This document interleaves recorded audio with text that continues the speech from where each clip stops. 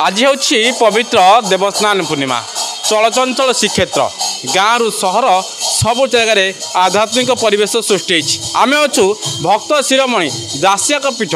बालिगाँव आम अच्छु आठारे समान अवस्था चली श्रीक्षेत्र पर स्नान पूर्णिमा आ स्नान यात्रा चतुर्धा मूर्ति दांडी पहंडी आसी स्नान विधि पहुँचते आम जो कह आम सहित किसी गवेषक अच्छा जगन्नाथ संस्कृति परंपरा को बंचाई रखापी जी संगठन करके आगे संगठन जारी रखिंट से आम सहित अच्छा अर्जुन बाबू अर्जुन सर कौन कहे आज हूँ पवित्र स्नान पूर्णिमा स्नान यात्रा श्रीमंदिर में जो भाव रीतिकांति होती पुरी में जो भाव रीतिकांति चली कि बालिका दासिया पीठ समान अवस्था चली कौन कहे आपने केम देखते तेणु दासिया सहित जगन्नाथ गोतप्रस्थ भाव जड़ित तेणु जगन्नाथ जो लीला हुए ये आम जगन्नाथ मंदिर अच्छी ये से लीलाशील प्रकटित होची तेणु जेहेतु दासिया होती जगन्नाथ परम भक्त शिरोमणि से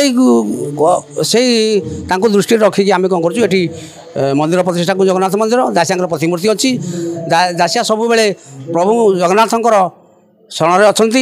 नड़िया देवार गोटे प्रतिमूर्ति आप देखुवे तेणु से अनुसार आम पूरी परी आम ये स्नान यात्रा करुँ जगन्नाथ आम तो 2009 मसीह मंदिर प्रतिष्ठा होगा दिन आम स्नान पूर्णिमा करूँ पुरीर समानता को लेकिन तेणु आज प्राय भोर ये बर्तमान कौन गोटे सब परिवर्तन होती गत वर्ष जमी होता आपंकर 10टा बेले ठाकुर बाहर तेणु एवं कौन करें 5टा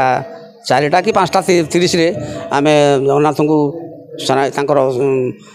रत्न सिंहासन आम आनी रखी एवं धाड़ी पंडी नहीं स्नान मंडप रखीचु एवं से बर्तमान नीतिकांति चली जो गाधियापाई आपंकर 108 गरा जल आम सुनाकू आम सुनाकू अच्छी सुनाकू आम 108 गरा जल उद्धार करूँ एवं जगन्नाथ 35 एवं बलभद्र 33 माँ सुभद्रा हूँ 22 गरा एवं चक्रराज सूर्य सुदर्शन हूँ 18 गरा एमती 108 गरा पानी से गाधोती गालापर आम जमी अत्यधिक गाधेले कि वर्षा भिजिले आम कौन हुए जे आमको ज्वर हुए सेमती प्रभु कौन हुए ये स्नान कर सारापर ज्वर हुए तेणु से स्नान मंडप सीधा अणसर पिंडी की जाती से अणसर यात्रा से आरंभ करती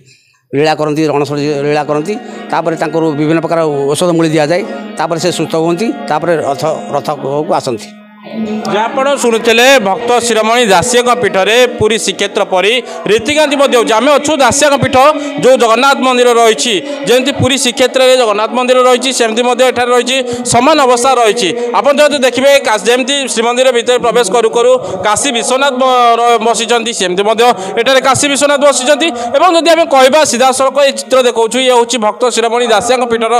जो रही मंदिर जगन्नाथ मंदिर रही दासिया जो रही दासिया पीठ जो जगन्नाथ मंदिर रही संपूर्ण भाव कह सिंह द्वार जोटा कहुए पूरी श्रीक्षेत्र में जमी सिंह द्वार रही प्रथम गरुड़ बसी सेमती एठारे गरुड़ बसी पूरा सिंह द्वार सम्मुखें जोटा आम कह सम्मुखें दासिया गोटे नड़िया धरी जगन्नाथ को अर्पण कर चित्र रही प्रतिमूर्ति रही देखिए ये हूँ से मूर्ति जो मूर्ति जगन्नाथ को दासिया नड़िया बढ़ाऊँ ए मूर्ति बयान करुच्ची जड़े भक्त किभली भाव में माने भगवान को निज आड़े आकृष्ट करें आ समान अवस्था अच्छी 22-5 अच्छी आम कैमेरामैन को देखू कहूँ कि देखेबे से चित्र जो देखिए छोट छोट पाहाच रही से 22 पाहाच रही आगे गरुड़ बसी समान अवस्था पूरी जगन्नाथ मंदिर में जमी देखिए जो भाव में मंदिर कारुकार्य होती समान अवस्था रही कारण कहुए जगन्नाथ भक्त दासिया सहित अतुट्य संपर्क रही भक्त दर्शन करने श्रीमंदिर जाती किंतु जदि कह भक्त दासिया कथा कह जगन्नाथ दर्शन करने भक्तों पाख आसी तार बयान करें सीधा सड़क जीव स्नान वेदी को देखुं ये हूँ स्नान वेदी और स्नान वेदी में चतुर्धा मूर्ति गजानन बेश बसी तुलसी माल तुलसी आ पद्म सुसज्जित होती ये जो दृश्य देखुं ये हूँ दासिया पीठ बालिगाँव रही जगन्नाथ मंदिर जो भक्त शिरोमणि दासिया पीठ में रही स्नान मंडप स्नान मंडप चतुर्धा मूर्ति गजानन बेश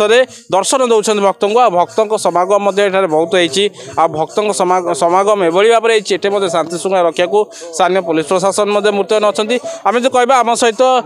ରହିଛନ୍ତି ଜଣେ ଏଠାର ଭକ୍ତ ରହିଛନ୍ତି ସିଧାସଳ ତାଙ୍କୁ ପଚାରି ବୁଝିବା ଆଜ୍ଞା କ'ଣ କହିବେ ଆଜି ଭକ୍ତ ଶିରୋମଣି ଦାସିଆଙ୍କ ପୀଠରେ ଯେଉଁ ରହୁଛି ଆମର ଆରମ୍ଭ ହୋଇଛି ସ୍ନାନ ପୂର୍ଣ୍ଣିମା ଆଉ ଚତୁର୍ଦ୍ଧାମୂର୍ତ୍ତି ଆଜି ଗଜାନନ ବେଶରେ ଦର୍ଶନ ଦେଉଛନ୍ତି କ'ଣ କହିବେ ଆପଣ ନା ଆଜି ତ ପବିତ୍ର ସ୍ନାନ ପୂର୍ଣ୍ଣିମାରେ ଆମର ତ ଏଇଠି ଦାସିଆ ପୀଠରେ ସ୍ନାନ ପୂର୍ଣ୍ଣିମା ପୁରୀ ଜଗନ୍ନାଥ ମନ୍ଦିରରେ ଯେଉଁ ରୀତିନୀତିରେ ପାଳନ ହେଉଛି ଏଠି ମଧ୍ୟ ସେଇ ରୀତିନୀତିରେ ପାଳନ କରାହେଉଛି ସକାଳୁ 4:30 ବେଳେ ମଙ୍ଗଳ ଆଳତି କରାଯାଇ 5ଟା ବେଳେ ଶ୍ରୀଜୀଉମାନଙ୍କର ପହଣ୍ଡି ଚତୁର୍ଦ୍ଧାମୂର୍ତ୍ତିଙ୍କର ପହଣ୍ଡି ହେଇଛି ବର୍ତ୍ତମାନ ହେଉଛି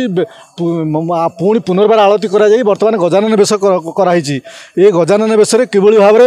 ଗଜ ଉଦାହରଣ କରିଥିଲେ ଗଜକୁ କିଭଳି ରକ୍ଷା କରିଥିଲେ ସେଇ ଯେଉଁ ପରମ୍ପରା ରହିଛି ସେହି ପରମ୍ପରାକୁ ଆଧାର କରି ଆଜି ଗଜ ଉଦାହରଣ ବେଶ ମଧ୍ୟ ଏଠି କରାଯାଇଛି ଶ୍ରୀମନ୍ଦିର ପ୍ରଶାସନ ରୀତିକାନ୍ତି ଅନୁଯାୟୀ ସେମିତି ଗଜାନନ ବେଶ ମଧ୍ୟ ଆଜି ଚତୁର୍ଦ୍ଧାମୂର୍ତ୍ତିଙ୍କୁ ଗଜାନନ ବେଶ ମଧ୍ୟ ଦର୍ଶନ କରୁଛନ୍ତି କାରଣ ପୁରୀ ଶ୍ରୀମନ୍ଦିରରେ ଯେଭଳି ଭାବରେ ରୀତିକାନ୍ତି ଚାଲିଛି ଏଠାରେ ମଧ୍ୟ ସେଭଳି ରୀତିକାନ୍ତି ଚାଲିଛି ଏଲାଙ୍ଗରୁ Pradeep Kumar Nayak report focus plus Odisha.